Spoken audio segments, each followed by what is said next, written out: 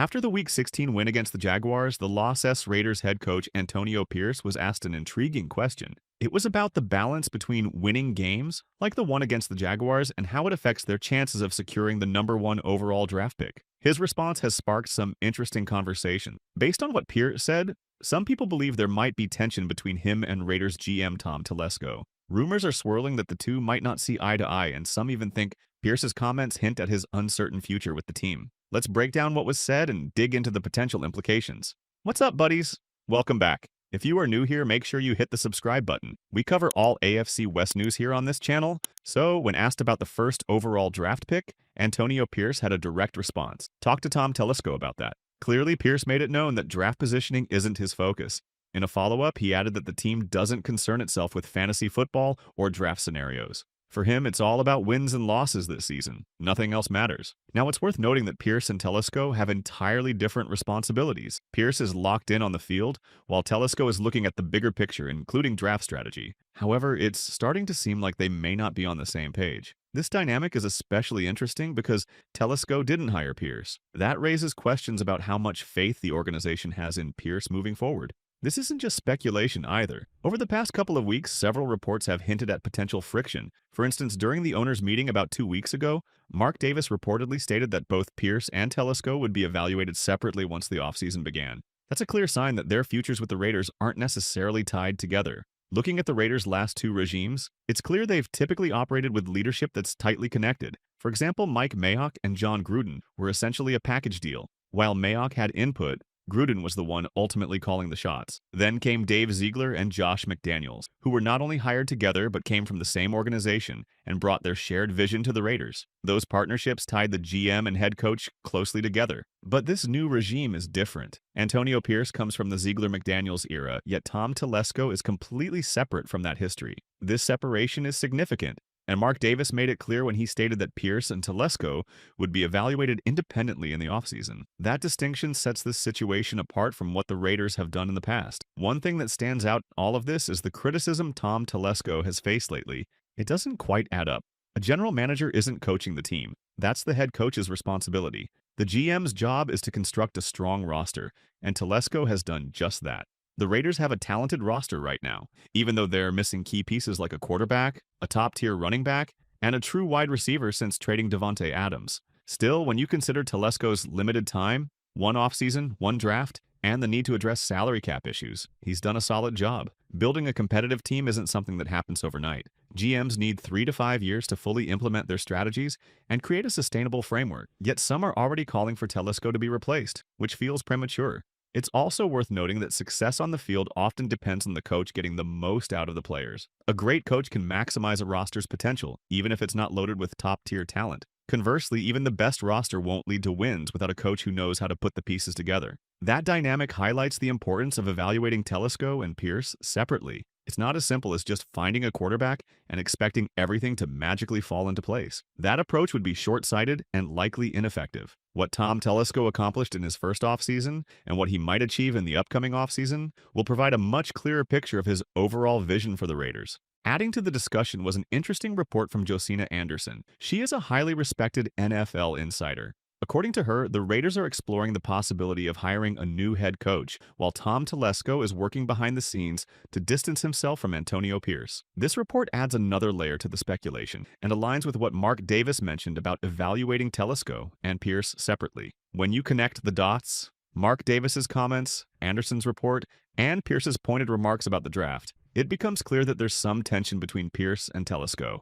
While it's partly speculative, there's enough evidence to suggest that their working relationship might not be as harmonious as it seems. It's also worth noting that the Raiders aren't necessarily committed to Pierce long-term. He's under contract for 1 more year, but that doesn't mean he's guaranteed to stay. For Mark Davis, moving on from Pierce wouldn't be a huge financial hit, especially if it means bringing in someone like Ben Johnson or Mike Vrabel. Both are considered the top offensive minds in the league. Hiring a coach with a proven offensive pedigree could set the Raiders up for sustained success. Pierce isn't a bad coach by any means, but his role comes with limitations. He's not a play caller on either side of the ball, which means he'll always rely heavily on his coordinators to execute the game plan. That's a crucial factor when considering whether to stick with Pierce or pursue a coach who can bring a strong offensive identity to the team. If the Raiders have a chance to secure a great offensive strategist who can elevate the team, it might be worth making that move. Having a head coach who can make the right decisions, especially when it comes to hiring staff, is crucial. While the Raiders' offense has shown improvement lately, the decision to bring in Luke Getsy earlier this season,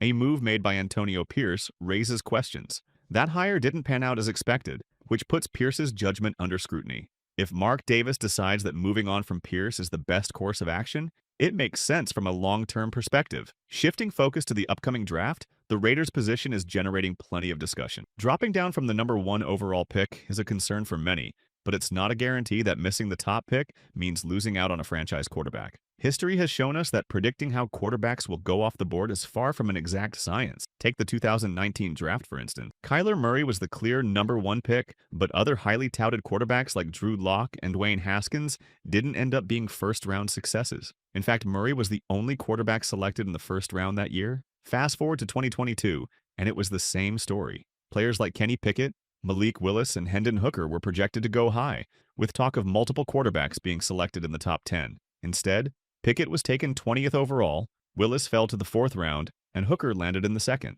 None of those quarterbacks have developed into reliable starters. Even when quarterbacks are drafted early, success isn't guaranteed. In the 2021 draft, 5 quarterbacks went in the top 15, including Trevor Lawrence, Zach Wilson, Trey Lance, Justin Fields, and Mac Jones. Today, only Lawrence shows significant upside, while the others have struggled to secure their footing or have already moved to new teams. This reinforces the idea that simply having a high draft pick doesn't guarantee long-term success, especially at the quarterback position. The point is that drafting a quarterback isn't just about their position on the board. It's about finding the right fit and ensuring the organization is ready to support their development. For the Raiders, this offseason will be critical in determining the direction they take at quarterback and beyond. Drafting a quarterback, even at the top of the board, is never a guaranteed path to success.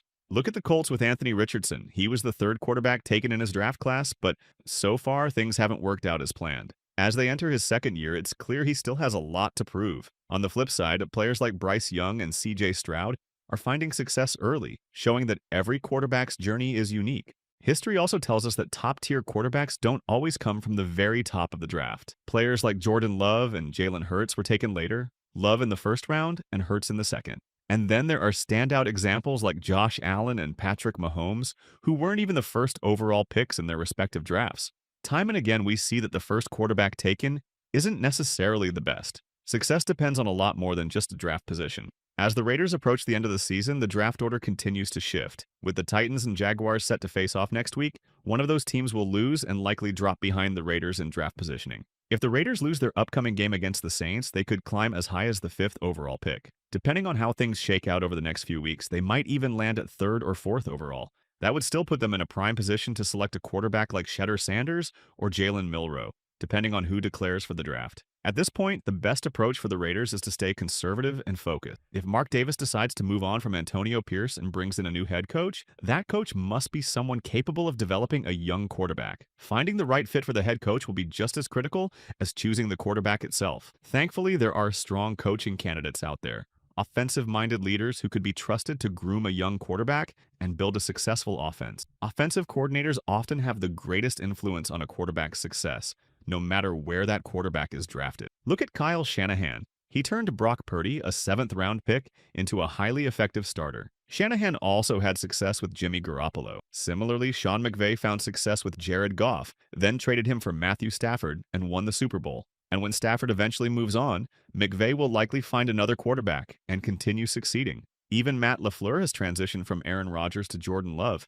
and managed to keep the Packers competitive. The common thread here is that a great offensive coordinator can maximize the potential of any quarterback, whether they're a 1st-round pick or not. With that in mind, the Raiders still need to prioritize drafting a quarterback, whether it's with the 3rd, 4th, or 5th overall pick. Even if it's Jalen Milroe, unless they're absolutely certain he'll be available in the 2nd round, they need to lock in their future QB early. Going into next season without addressing the quarterback position simply isn't an option. That said, I wouldn't fault the Raiders if they chose to go a different route with their first pick, like selecting Josh Connerly Jr., Travis Hunter, though he's unlikely to still be available, or Tetaroa McMillan out of Arizona. These are all intriguing options that could address other needs. So, do you think Antonio Pierce's comments about the draft and his relationship with Tom Telesco indicate tension between the two? Should the Raiders evaluate them separately or as a unified leadership team? And if the Raiders end up with a mid-tier draft pick, should they prioritize a quarterback like Shitter Sanders or Jalen Milroe, or address other key needs like offensive linemen or defensive playmakers? Let me know your thoughts. Drop a comment, give this video a thumbs up, and don't forget to subscribe. I'll see you next time with more updates.